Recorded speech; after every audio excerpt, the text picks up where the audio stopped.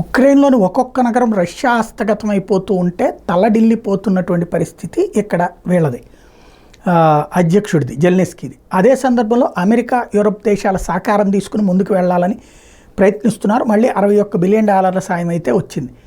కానీ ఇప్పుడు అదే నాటో యూరప్ దేశాల వాళ్ళు ఉక్రెయిన్ మీద చేస్తున్న ప్రధాన ఆరోపణ అవినీతి. ఇప్పటికే తన పర్సనల్ సెక్రటరీతో సహా అనేక మందిని తొలగించాడు. అసలు కరప్షన్ కింగ్ ఆయనే. ఆ డబ్బులు ఎక్కడికి పంపిస్తున్నాడో కూడా అమెరికా వాడికి తెలుసు. తెలిసినా వాళ్ళు చూస్తూ ఊరుకున్నారు. ముందు యుద్ధం టైంలో జెలెన్స్కీని పక్కకి తప్పిచ్చేస్తే మొరేల్ దెబ్బతింటుంది, ఉక్రెయిన్ టోటల్ ఫెయిల్ అవుతుంది, రష్యా హస్తగతం అవుతుంది. కాబట్టి వాడి అవినీతిని సమర్థిస్తున్నారు.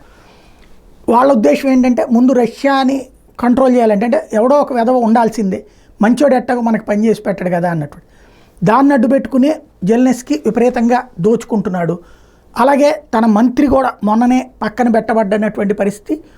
ఓవరాల్గా అమెరికా, యూరప్, నాటో దేశాలు ఇచ్చేటటువంటి సొమ్ములని పక్కదోవ పట్టించుకుని జెలెన్స్కీ వాడుకుంటూ ఉండటం వల్లే ఈ యుద్ధంలో ఫెయిల్యూర్ అన్నటువంటి ప్రచారం ద్వారా జెలెన్స్కీని ఎక్కువ మాట్లాడనీయకుండా, అట్లాగే భవిష్యత్తులో ఉక్రెయిన్కి సహాయం తగ్గించడం కోసం వీళ్ళ ప్రయత్నాలు సాగుతున్నాయి నాటో, యూరప్ దేశాలు. అందులో ఫ్రాన్స్ తాజా ఆరోపణలు చేస్తూ వస్తుంది.